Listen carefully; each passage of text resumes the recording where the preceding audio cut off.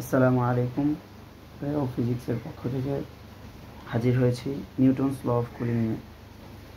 আজকে মূলত আমরা নিউটনস ল অফ কুলিংয়ের বিবৃতি এবং এর গাণিতিক সমীকরণ দেখব। নিউটনস ল অফ কুলিংয়ের বিবৃতিটা হচ্ছে এরকম: কোনো বস্তুর তাপ বর্জনের হার ওই বস্তু ও আশেপাশের পরিবেশের তাপমাত্রার পার্থক্যের সমানুপাতিক। ব্যাপারটা এরকম যে এম ভরের একটি বস্তু যার টেম্পারেচার আমরা ধরে নিচ্ছি হচ্ছে টি, এবং আশেপাশের পরিবেশের যে টেম্পারেচার সেটাকে আমরা ধরে নিচ্ছি হচ্ছে টি নট।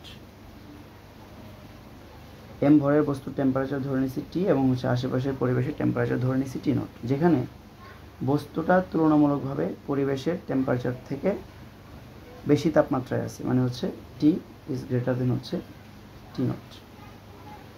তো নিউটনস ল অফ কুলিংয়ের থিওরি অনুযায়ী বা বিবৃতি অনুযায়ী কোনো বস্তুর তাপ বর্জনের হার ডি কিউ ডিভাইডেড বাই হচ্ছে ডিটি। তাপ বর্জনের হার, যেহেতু এটা তাপ বর্জন, এজন্য হচ্ছে নেগেটিভ সাইন আসবে, ইজ প্রপোর্শনাল টু, সমানুপাতিক বস্তু এবং পরিবেশের তাপমাত্রার পার্থক্যের। বস্তুর তাপমাত্রা হচ্ছে টি এবং পরিবেশের তাপমাত্রা হচ্ছে টি নট, তাপমাত্রার পার্থক্যের সমানুপাতিক। তো এখান থেকে যদি আমরা সমানুপাতিক চিহ্নকে উঠাই, মাইনাস ডি কিউ ডিটি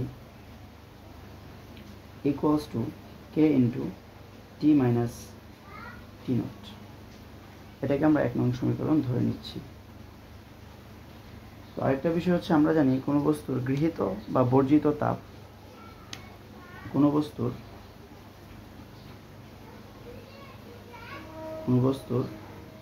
গৃহীত বা বর্জিত তাপ ডি কিউ ইকুয়ালস টু হচ্ছে এম এস ডিটি, যেখানে এস ইকুয়ালস টু হচ্ছে আপেক্ষিক তাপ ধারণ ক্ষমতা। আপেক্ষিক তাপ ধারণ ক্ষমতা হচ্ছে এস। এবার এই সমীকরণকে আমরা ডিটি এর সাপেক্ষে ডিফারেন্সিয়েশন করলে ডি কিউ ডিভাইডেড বাই হচ্ছে ডিটি ইজ ইকুয়ালস টু হচ্ছে এম এস ডিটি ডিটি। ওকে, এবার এখানে যে ডি কিউ বাই ডিটি এই মানটা হচ্ছে আমরা 1 নং সমীকরণে যদি বসাই, 1 নং সমীকরণে আমরা মান বসালে পাবো হচ্ছে minus m s d t d t is equals to k into t minus t nought. এখান থেকে ক্যালকুলেশন করলে যদি আমরা হচ্ছে এভাবে রাখি, t minus d t by d t by হচ্ছে t minus t nought is equals to minus k by m s into হচ্ছে ডিটি। তো এবার এই সমীকরণটাকে আমরা হচ্ছে বাম পাশটাকে আমরা এবং ডান পাশকে উভয় পক্ষকে যদি আমরা ইন্টিগ্রেশন করি, integration of 1 by t minus t not dt is equals to integration minus k by m s into dt. এখন ব্যাপারটা হচ্ছে, এখানে ইন্টিগ্রেশনের লিমিট কী দিব?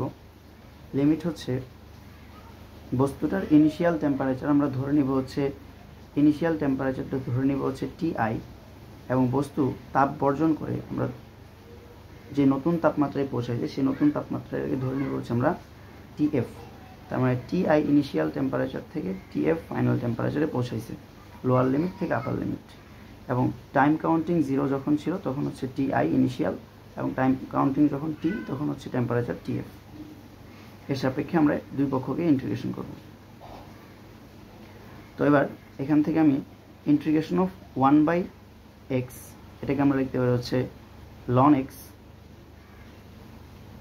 Loan t minus t not, limit হচ্ছে টিআই থেকে টিএফ ইজ ইকুয়ালস টু, যেহেতু k by m s এগুলো হচ্ছে কনস্ট্যান্ট ভ্যালু, দ্যাটস ওয়াই এখানে minus k by ms integration of dt মানে হচ্ছে টি, এবং এটা লিমিট হচ্ছে 0 থেকে টি।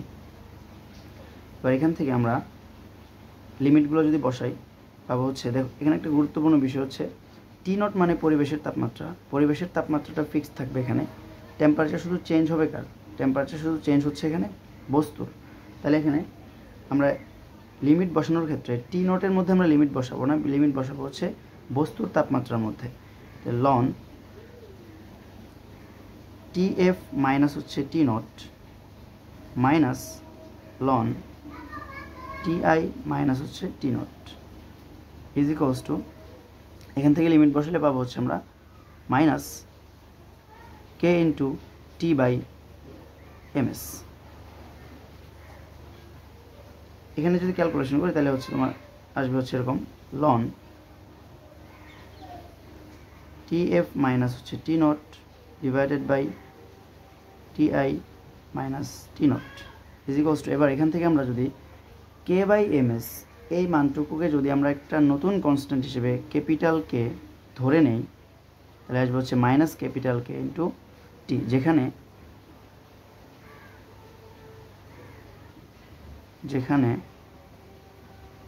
ক্যাপিটাল কে ইকুয়ালস টু হচ্ছে স্মল কে ডিভাইডেড বাই হচ্ছে এম এস।